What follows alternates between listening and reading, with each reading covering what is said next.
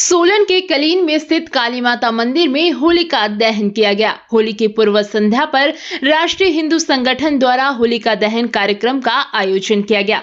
इस अवसर पर मंदिर परिसर में पूजा अर्चना के बाद विधिवत रूप से होलिका दहन किया गया। सनातन संस्कृति के अनुसार होली का त्योहार होलिका दहन के साथ मनाया जाता है, लेकिन आज की पीढ़ी इस संस्कृति को भूलती जा रही है, जिसे जिंदा रखने के लिए सोलन में राष्ट्रीय हिंदू संगठन के जिलाध्यक्ष राहुल अरोड़ा की अगुवाई में इसकी शुरुआत की गई है। इस अवसर पर राष्ट्रीय हिंदू संगठन के प्रदेश संयोजक देव आनंद गौतम ने बताया कि होलिका दहन भारत की प्राचीन संस्कृति का एक हिस्सा है।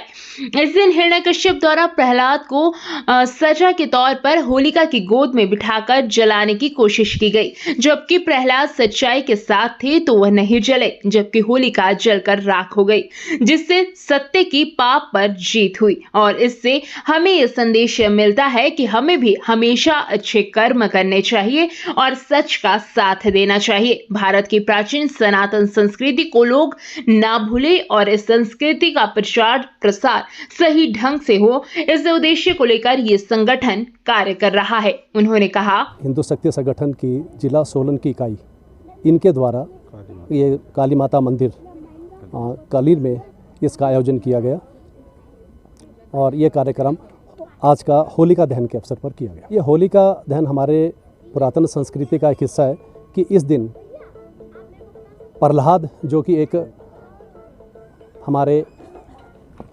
भक्त रहे हैं विष्णु भगवान के, हिरण्यकश्यप द्वारा उसको एक सजा के तौर पर होलिका की गोद में, जो उनकी क्या नाम बुआ लगती थी, उनके गोद में उसको रखा गया। उसे वरदान प्राप्त था कि होलिका जो है वो जलेगी नहीं और जो प्रहलाद भक्त है वो जल जाएगा।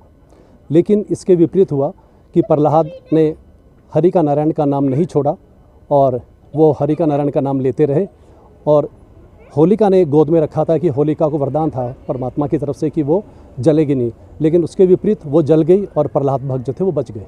तो उनकी याद में ये परंपरा हमारी भारतीय संस्कृति में है। और इसका संदेश ये रहता है कि जो हमारी संस्कृति में यदि कोई पाप कर्म करता है और एक सत्कर्म करता है तो पाप कर्म की हमेशा हार ही होती है और जो सत्कर्म हमेशा जीता ही है। प्रहलाद सत्य था तो वो जीता, होलिका बुराई थी तो वो हारी।